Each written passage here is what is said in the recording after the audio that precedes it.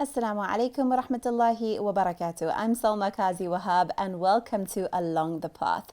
The show takes you in many directions. You speak to wonderful personalities about their journeys to Allah, their struggles, their own unique challenges.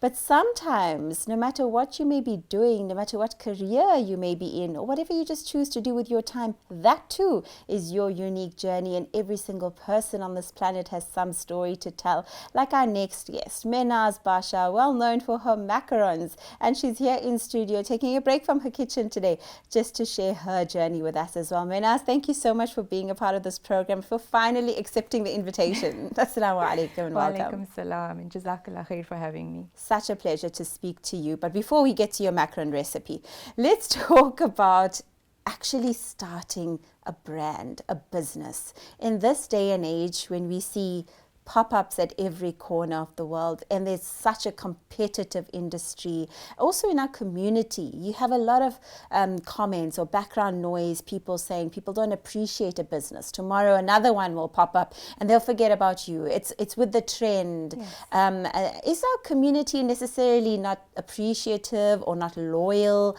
Or how has it been in our community? I wouldn't even say brown community because you've established yourself everywhere.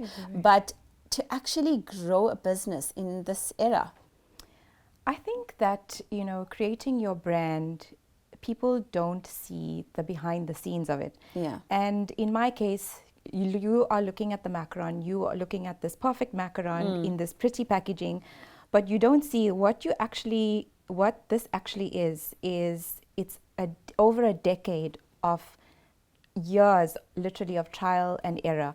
And many, many late nights, many tears sitting outside the oven and just watching whether these macarons are going to work or not work. They are such temperamental little babies. I call them my little babies, but they really are difficult. So I think that for me, I just sort of block out the background noise and I focus on just trying to make this product to the best of my ability. And this is what you see now, because this is now, it is 12 years of a product that I have dealt with, that I have perfected now, alhamdulillah.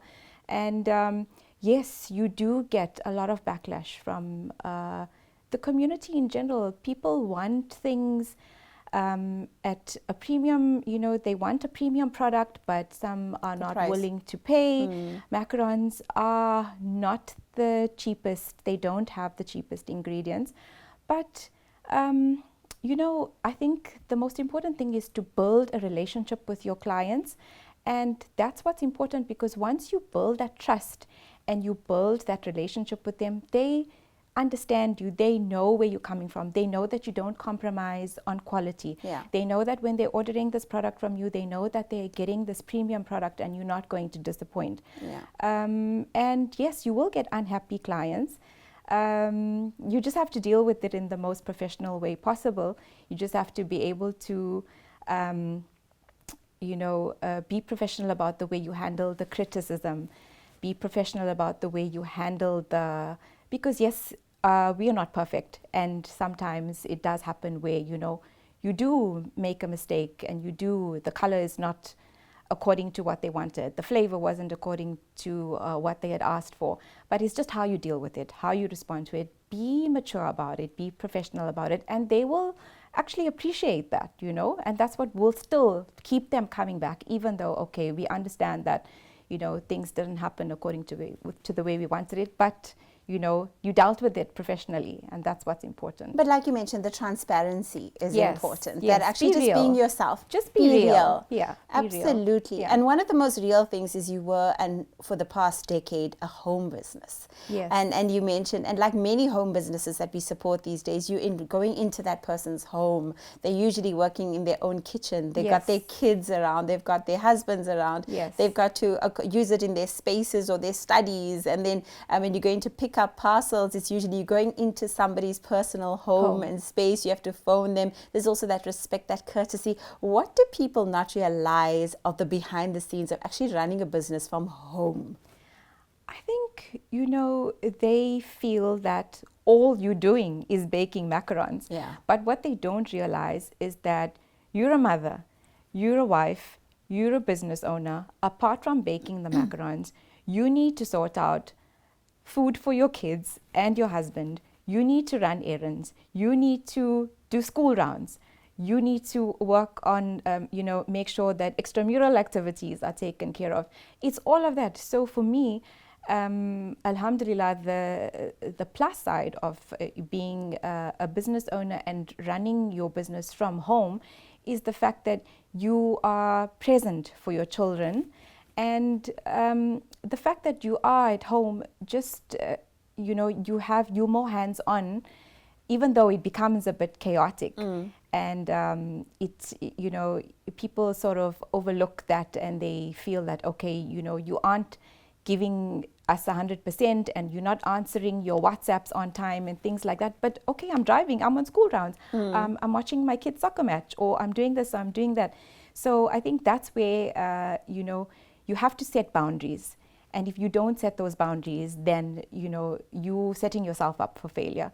So, have your, even though you're baking from home, you're working from home, have your boundaries, have your operating hours, try to do things as business minded as you can, just for your inner peace, and also so that you are not neglecting your family at the same time. But I think communication is key.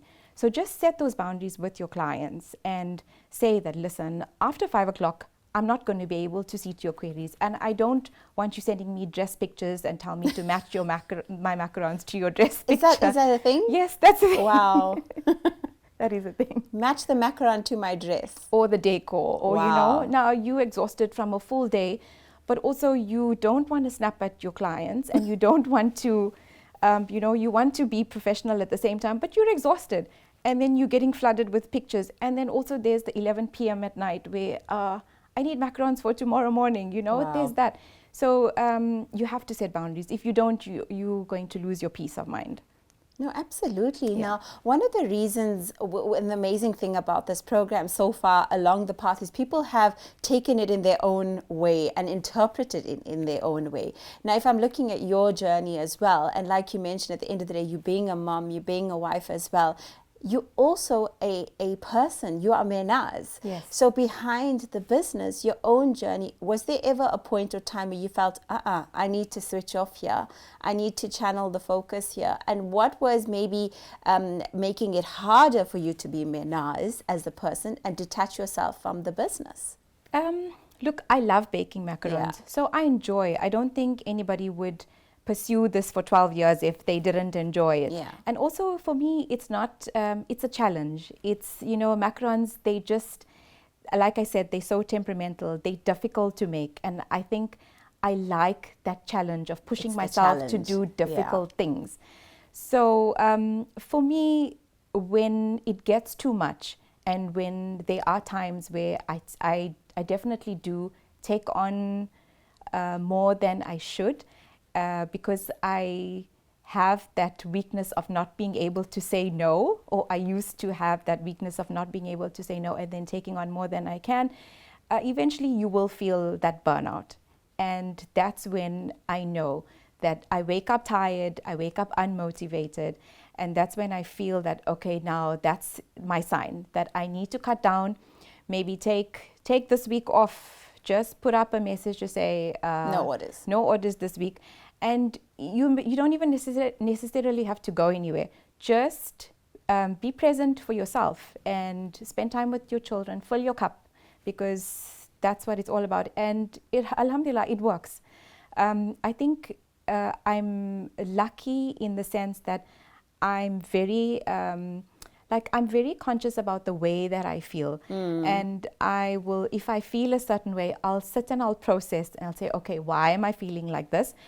What is the problem? What is the solution? And then I will, to the best of my ability, just try to go ahead and have a plan of action and try to fix, so that I can come back next week, come back stronger, come back more refreshed, more focused. I love that. The fact that you're so in tune with how yourself. you feel. Yes. And I think that's important.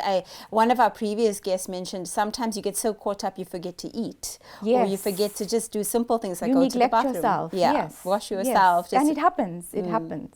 So what's some of the first things, if you had to center yourself, what were some of the first things that you would do? You mentioned going to sit with your kids, or what would be one of the outlets that you would do initially? So daily, non-negotiable is my gym. I have to have a workout. If I don't have a workout, my husband knows. And then everybody is just staying out of my way, because it is my outlet. It's my way of it's my me time. And you walk out of the gym and you are so much more focused. You have all the happy hormones. It gives you clarity, it just gives you clarity, and you need that. You use that in the course of your day with everything. Apart from the gym, I think for me, what I realize now that I think as a much younger version of me wouldn't have prioritized that as much was your spiritual connection. And that has come with age. And I wish that it was something that came sooner.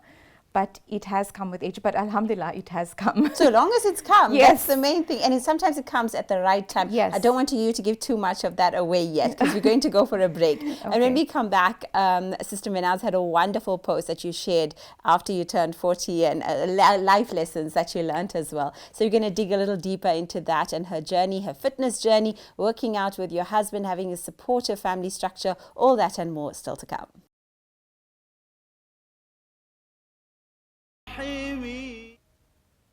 Assalamu alaikum wa rahmatullahi wa barakatuh. I'm Salma Kazi Wahab, and with me in the show today is Mehnaaz Basha, known for her macarons, but also more recently for your fitness journey. I think everybody took huge inspiration from you recently, just watching you do all these different challenges and all these fitness things. They're like, where did these muscles come from? Have they always been there? Has it always been a thing? How did it start? Was the husband an influence? So tell us about that journey. Okay, my fitness journey started only after my third child. Right. It was just the pregnancy weight that wouldn't leave, and I just decided to join a females only gym, and that was it. In that, I fell in love with the whole fitness, the feeling. I fell in love with, just the clarity that it gave me. And it's been 12 years now that I've been consistently training. And also being me and wanting to always challenge myself, I just by chance started running. On the beach, on the promenade, from one light pole to the other. Okay, let me see how far I can go. Ran my first 5 kilometers. Okay, let's see if we can run 10 kilometers. Ran 10 kilometers and then signed up for a half marathon. After that, it was numerous half marathons, and then someone said, aren't you getting bored of running half marathons? Let's try a full. A little further. So we did a 42 kilometer. Wow. Completed the 42 kilometer, alhamdulillah, and then someone sends me a message and said, do you know that Two Oceans in Cape Town does a 56? It's an ultra marathon. I mean, how epic would it be to complete something like that? And when you hear something and it excites you, and you don't know whether or not, you're capable of doing this, or, you're not sure whether physically, whether your body will be able to handle it, but it just excites you. It's a challenge. It just gives you this adrenaline rush, just the thought of it. And that's when I know that that is something that I need to do. I know that feeling. And I started training for it, joined a running club, did everything that I needed to do, and went to Cape Town and ran this 56 kilometers. And it was like the whole way just smiling, not knowing if I'm going to finish or not, but just smiling because I'm here. Like I actually signed up and I got to the start line, and 6 hours, 45 minutes later, crossed that finish line and literally in tears. And that for me, it's that sense of achievement. When you put your mind to something and then you work hard and you train to the best of your ability, and that feeling of achievement when you actually cross that line and you get that medal is something that it's just so rewarding. So that was that, but then I think I would have probably gone on to attempting a comrades. I was going to ask, would that be yes, the next? It would have been the next, but that was 2019, and then COVID hit, and then everybody stopped running because obviously we were confined to our homes, and then I lost that momentum of the runs. For now, I focus on strength training, and I think as you get older, the focus is not on medals and the achievements, but just more about longevity now. And it's about strength, and it's about being healthy and capable. And I think that's just really important because now I'm 43 now, so alhamdulillah, though, keeping fit and healthy, but you have to maintain. I feel it's really important now that the strength training has become more of a priority. You did a challenge recently with your husband. My son. Was it your son? Yes. Wow. Tell us about that, and what did that feel like? That was the High Rocks. High Rocks is completely new hybrid athletes. It's a new thing in the fitness industry where it's like a competition that's got both the running part of it and the strength part of it. So it's a mix of both. Very challenging, but also a lot of fun. And I didn't even know what High Rocks was. My son recently also getting into being fit and joining a gym. He knows that mom's fit now and you can have a partner for High Rocks, so let's get mom on board. Wow. So he entered for me. He signed me up without really even just saying to me, okay, we're going to do High Rocks. And I said, okay, are you sure? Like, okay, it's in Cape Town. Should we travel all the way just to do this? Is it worth it? He says, don't worry, we'll do it. So signs me up. Then I'm thinking to myself, let me just go in and see what this is all about. Realize that I'm not ready for this. Let me find, someone who's going to train me and help me along this journey. I had 6 weeks. So the High Rocks training started. So the both of us started training together, and we went up to Cape Town and we did this as a mother and son duo. That's incredible. It was really, really, really fun. Yeah. And it was such a great bonding experience for the two of us. We both really, really enjoyed it. Because not many parents are dying for that. They are wanting that connection with their teens, their kids, especially growing kids. You want to be iconic or cool to them, to be able to have that wonderful relationship. And for him to say, no, I want to do something like this with my mom. Yes. I mean, what a flex is that? It is. Also, I think the perks of having your kids young, alhamdulillah, that's also like a bonus. Experiencing it together. It was something, and definitely memories that you will treasure, because it encouraged him. People were so proud of the both of us. The photos were so inspiring. The videos were so inspiring. And the next one's coming up now, end of next month, and everyone's like, oh, you're doing it with your son again. And he's like now under pressure. He says, Mom, all eyes were on you. Subhanallah. No, it really is amazing. But now you mentioned your age, and I love the fact that you're so openly saying it too, while a lot of people would hide their ages and things. But you're open about it. You've even posted about it. You've shared about it on your social media. There's some significant lessons you learned along the way after you turned 40. Things that you wish you knew earlier. You mentioned even your sense of spirituality that you find only you tapped into it now. Yes. What are some of the things that you've learned post 40, you would say, that stand out for you the most? There's a big shift that happens when you turn 40, and I don't even know how to explain it, but it really just does hit you at 40. And for me, it was the realization that it's okay for not everybody to like you. And I think that was one of the most important things that hit me and that I had to accept, because I think a lot of my younger years was always about being accepted and being liked by everybody, and you tend to want to people please, and at 40 you realize I am my own person, and it's okay. Other people are going to have different views to you. Other people may not always agree with you, and it's okay. And I think once you come to terms with that realization, you get so much of inner peace. You're happy with who you are, with your standards, and and also it gives you, I feel like it made me more confident in who I was as a person. Definitely that, very important. And then also, I feel like now community over competition is the way going forward, especially now at this age. There is space for everyone to shine. There is, I think, in the younger years, there's the pettiness and, there's a lot of things. I think women just need to uplift each other. We need to be here for each other. We are not, there's no competition. Lift up each other. Lift each other up, inspire each other. You can support another woman and it's not going to take away from your success. 100%. So I think it's that realization, and it gives you so much of peace that, no competition. There's no awkward vibes. There's just good energy. I feel like you need to also just surround yourself with people who inspire you and people who uplift you and people who, when you leave their company, you feel good. Because I'm very much in tune with the way that I feel in certain people's company.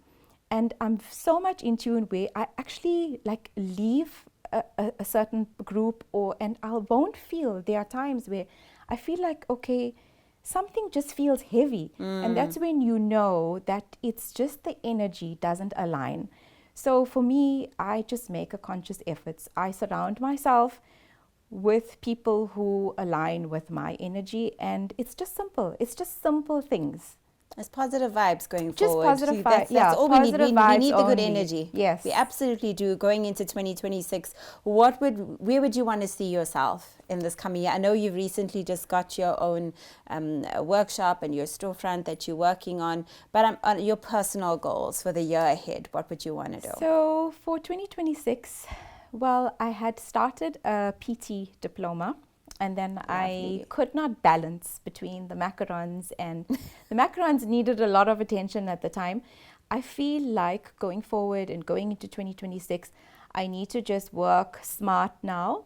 And me personally, be able to delegate, because when you're that perfectionist and you want everything to be a certain way, you do it yourself, but you tire yourself out doing that. So for me, the goal is to finish the diploma and somehow manage to balance my love for fitness with my love for baking. It's a very interesting combination. Very interesting. The fit baker. So yes, that is definitely on the cards for 2026.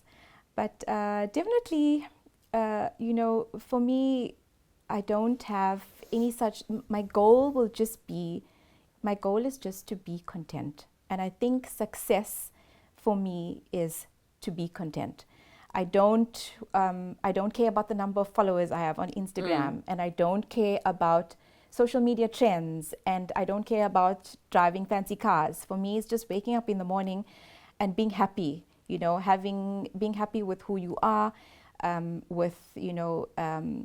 just being grateful for the situation 100%. That I'm in. Alhamdulillah, the fact that I can run a business from home or from my new space now, but still be able to be present for my children and be present for my family. For me, that is my definition of success.